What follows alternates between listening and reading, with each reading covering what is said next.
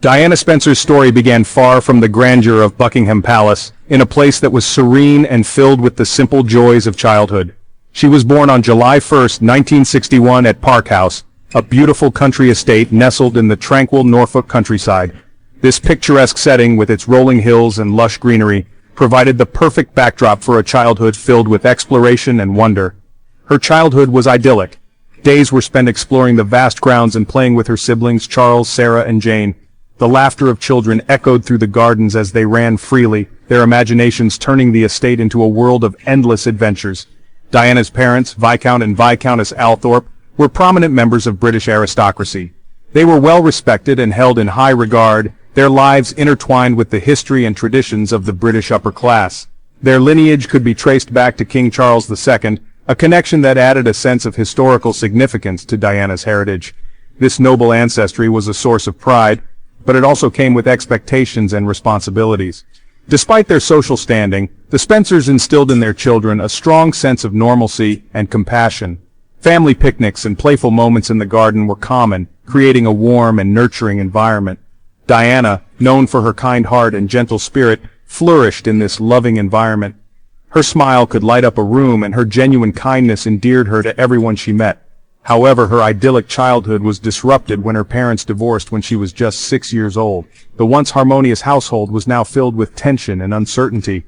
This event deeply affected young Diana. She often found herself lost in thought, gazing out of windows, trying to make sense of the changes happening around her. The separation brought with it a sense of instability and sadness. Diana clung to her teddy bear for comfort, a small source of solace in a world that suddenly felt unpredictable.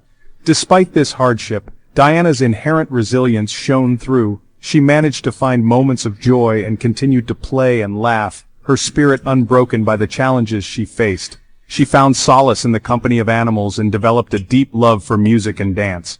Whether she was petting a dog or horse, playing the piano, or dancing ballet, these activities provided her with a sense of peace and happiness.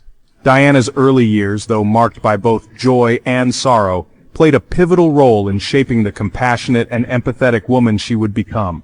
Each experience, whether happy or sad, added to the depth of her character. Little did she know that her life, already touched by both privilege and pain, was about to change forever. The lessons she learned during her childhood would serve her well in the years to come. She would soon be thrust onto the world stage, destined to become one of the most beloved and iconic figures of the 20th century.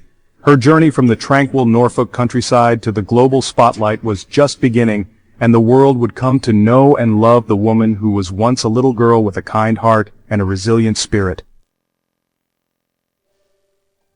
As Diana blossomed into a young woman, she captured the attention of the world. Her beauty was undeniable and her presence was magnetic. People were drawn to her not just for her looks but for her genuine kindness and the warmth she exuded. She possessed a captivating shyness coupled with a mischievous sparkle in her bright blue eyes. This unique combination made her both approachable and intriguing, a rare quality that endeared her to many. Yet, despite the growing attention, Diana remained remarkably grounded. She chose to work as a kindergarten teacher's assistant, a role that brought her immense satisfaction and joy. She found immense joy in caring for children. Their innocence and laughter were a source of great comfort to her, providing a sense of normalcy amidst the increasing public interest in her life. The children's innocence and laughter brought her great comfort. It was in these moments that Diana felt most at peace, away from the prying eyes of the media and the pressures of her social status. It was during this time that fate intervened. Diana's life was about to change in ways she could never have imagined. Diana's path crossed with Prince Charles, heir to the British throne. Their initial encounters were brief and formal, often in the presence of others. However, there was an undeniable connection between them, a spark that neither could ignore. A spark ignited between them. Charles, drawn to Diana's innocence and warmth, found solace in her presence. He was captivated by her genuine nature, and the ease with which she interacted with everyone around her. Charles, drawn to Diana's innocence and warmth, found solace in her presence.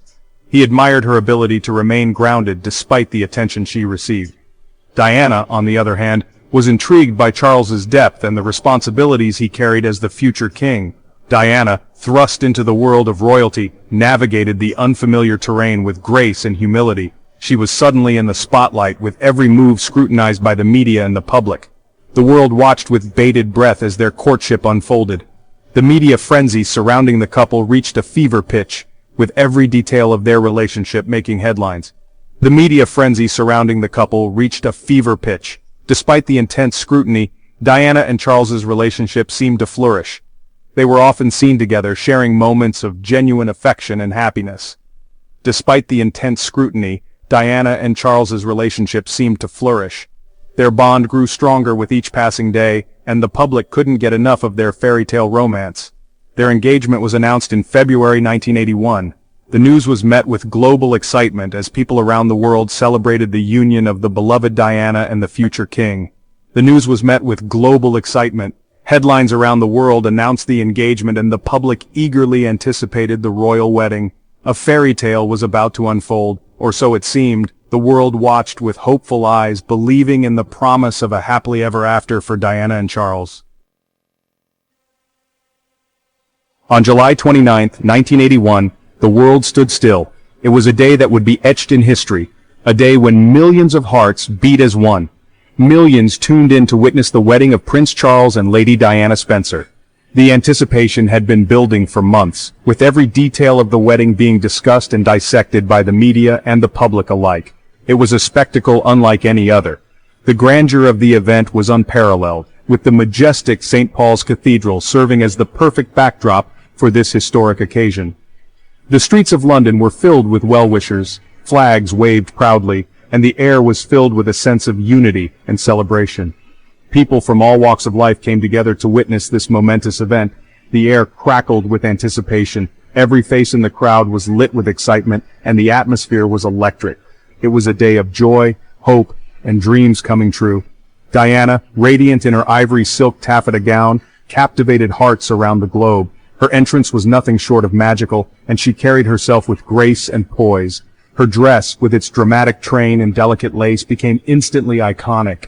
Designed by David and Elizabeth Emanuel, it was a masterpiece that would be remembered for generations. But it was her eyes that truly held the world's attention.